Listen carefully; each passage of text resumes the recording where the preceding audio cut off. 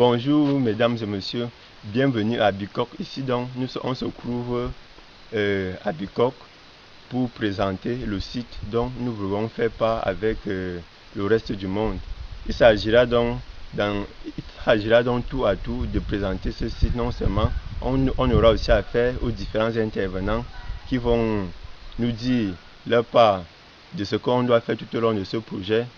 On va donc présenter tout à tout ce projet, montrer comment nous pouvons investir ici, montrons comment nous pouvons attirer d'autres gens de l'extérieur. On va aussi quelque part visiter la forêt et montrer aussi les différents projets qui ont déjà eu à être menés dans ce village, puisque ça là, c'est certainement le premier projet qu'on sollicite avec l'aide étrangère, mais il y a déjà eu beaucoup de projets de la part de l'État du Cameroun ici au village.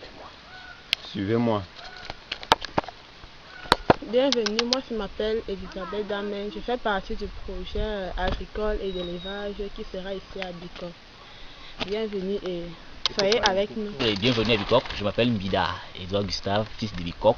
Je fais partie du projet, des grands projets organisés par le collectif, le groupe. Ensemble, on sera là pour faire ce grand montage, pour monter, pour présenter au monde ce que nous savons faire, ce que nous pouvons faire à travers ce projet. Merci. Ici, c'est le forage. Forage de Mbouli. Il faut qu'on rappelle d'abord qu'on est plus précisément au village Mboulé là, en région du centre Cameroun, département de la Moufakon, arrondissement de Bicoque, village c'est Mboulé là. Ça c'est le puits. Ce puits-ci aide à boire de l'eau potable. Vous savez comment vous pouvez le montrer, monsieur le photographe, venez jusqu'ici. Venez montrer comment les projets sont déjà réalisés autrefois. Ça c'est le projet de la Fondation Saint-Martin, l'eau c'est la vie pour une mission catholique de télé.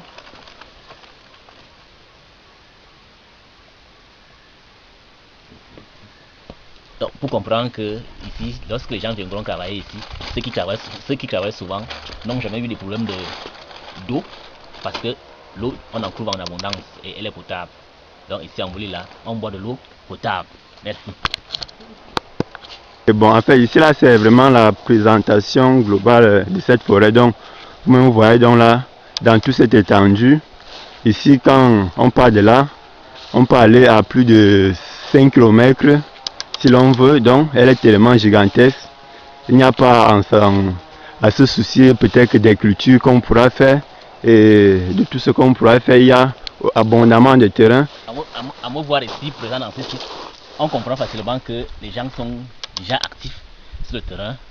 Nos grands frères, nos grands frères du village sont en train de, nos parents sont en train de vouloir se construire, de taper des petites maisons pour que Mboulé là, qui est le village, devienne aussi un village très beau dans l'avenir pour accompagner nos projets aussi.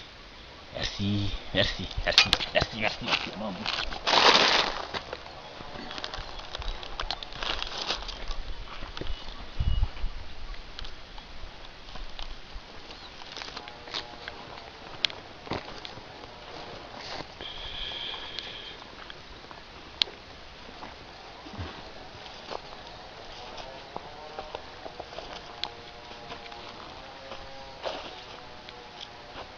Alors ce champ de cacao dont on disait tantôt que c'est le projet cacao de l'État camerounais organisé par la SODECAO, cette société qui est à usage des plantes telles que le cacao. On voit donc comment cette tige pousse énormément bien.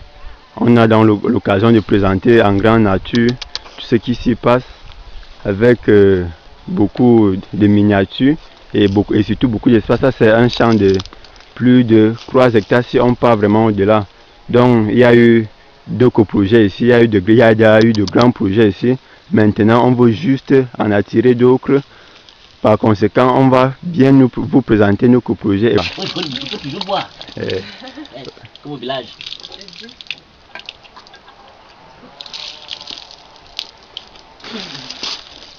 C'est bon. C'est la bonne eau.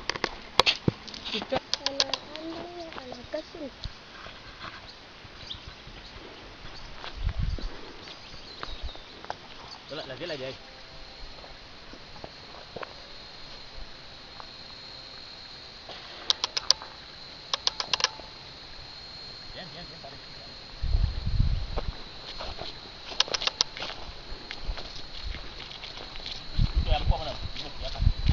Ok, là donc nous sommes en train de partir en brousse pour montrer le site d'exploitation dont nous voulions exploiter. Il se trouve à peu près à 2,5 km d'ici ou bien à 2 km d'ici. On va donc partir, nous sommes là en train de partir. Les autres sont devant moi, moi je suis presque inaperçu parce que c'est moi qui suis en train de la filmer. Ça ne gêne pas. Donc là, la route est quand même assez praticable. Même une voiture peut parfois passer ici. Il y a des voitures qui passent souvent ici.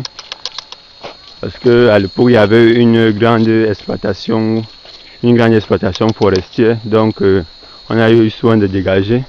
Bon, parfois, il y a un bout de moment, il y a souvent les villageois qui dégagent souvent ça. Ils dégagent ça même une fois par an ou bien 2 fois par an. Donc, voilà pourquoi vous constatez qu'il y a les herbes un peu partout. C'est ça. Comment on voit Manafou? Manafou, ma mimon quoi, ne m'a quoi, ne pas. Comment on dit que ça doit être ne me dis, depuis un ongle mahal. J'ai essayé, ça ne va pas. Ton père ne pas décider. Doit donner un double fois. Ok, en tout cas, il y a besoin.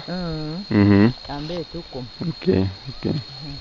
Ok, là, merci. Donc là, nous sommes avec les riverains. On a un peu en train de parler des histoires du village. Là, ça va de mieux en mieux. Merci. Il faut déjà préciser que l'entrée en brousse ne doit pas effrayer les uns les autres. Puisque toute voiture 4x4 peut passer de ce côté-ci. Il n'y a rien à craindre. On se le dit. Et ça passe.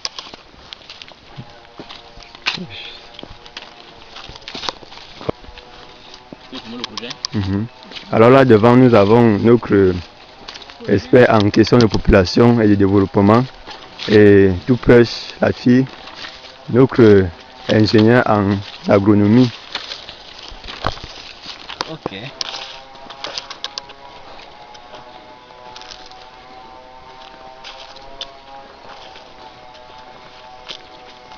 Alors ce bruit de la scie, il s'agit certainement des gens qui sont en train de scier du bois. Bon, de tels phénomènes, on ne peut pas les éviter ici, c'est presque inévitable et c'est quasi répétitif.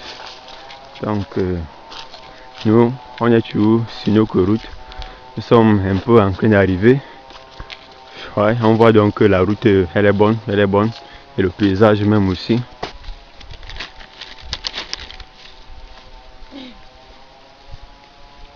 Ok, une fois de plus, bienvenue. Il faut signaler qu'on a déjà parcouru environ 1,5 km à partir du village et qu'on commence à regarder les terres. Comme je disais tantôt, il y a de la terre. De la terre, il y en a tellement. Et nous aurons l'embarras puisque le site est trop grand. Il est question aujourd'hui de commencer à présenter les sites dans leur expression.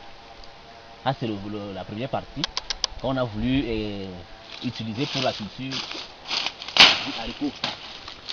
Il s'est avéré que c'est un terrain qui est bien éclairé, un terrain qui est vaste et bien éclairé, surtout bien éclairé, je veux dire aéré, et qui est propice à une culture des plantes telles que le haricot.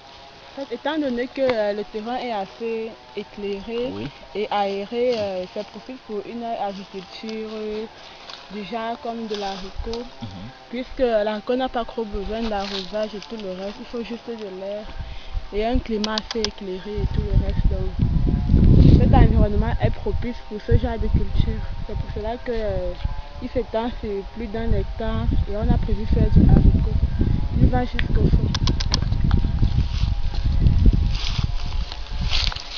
La terre n'est pas finie. De ce côté-ci, il y en a tellement. Il y en a tellement et de ce côté, on peut même exploiter on peut mettre du maïs là. Parce que c'est toujours ce même type de sol et ce même type de terrain. Il y a l'aération et l'éclairage. On le fait que s'enfoncer dans la forêt. Oui, on a parcouru. Et la route est toujours bonne. C'est vrai, c'est vrai. Ça montre que les gens qui sont là prennent vraiment soin de ça, pas à s'inquiéter. Non, l'exploit nous a laissé une route. On doit juste l'espacer. Quand vous grillez là où la route passe, le mouvement suit. Comme la route est passée avant le développement, il faut maintenant qu'on commence à développer la localité. On va la développer. Bon, c'est surtout bien parce que les grands efforts sont d'avoir ménagé sur le terrain.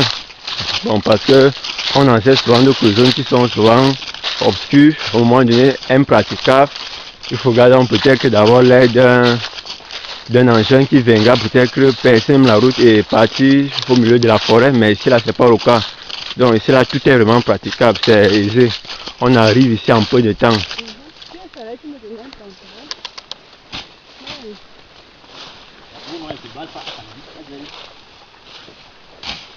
Non, ça va, nous sommes déjà, on ne va plus déborder quand même. Bon, alors là, nous sommes déjà quasiment arrivés où on voulait arriver. L'espoir du sable là, vous voyez dans les tas partout, un peu disposé là. Et heureusement qu'on n'a pas eu l'occasion, les gens qui travaillent là ne sont pas venus aujourd'hui. On allait aussi un peu vous les présenter. Donc c'est une zone. Tu vois, tu as un peu de la douleur à marcher là. Nous vous présentons donc ce ruisseau. Bon, en fait, pour dire que c'est ici que nous allons travailler. C'est ici que nous allons travailler et en fait ici il y a abondamment d'eau. Et vous-même vous savez que des cultures telles que la tomate, le piment ont besoin parfois en saison sèche d'eau. On va se ravitailler en eau ici à l'aide de motopompes et d'autres appareils super équipés. Donc ici on n'aura pas de problème de séchage jusqu'à la fin. On ne va pas faire la culture sur les régions, sur ce sol sableux, mais on va plutôt exploiter cette forêt qui est juste là devant nous. Il faudra juste un peu abattre quelques arbres, on n'a même pas besoin de terrasser, le terrain est plat. Donc c'est vraiment idéal pour nos cultures. Et il s'étend à plus de 3 hectares en allant vers le devant.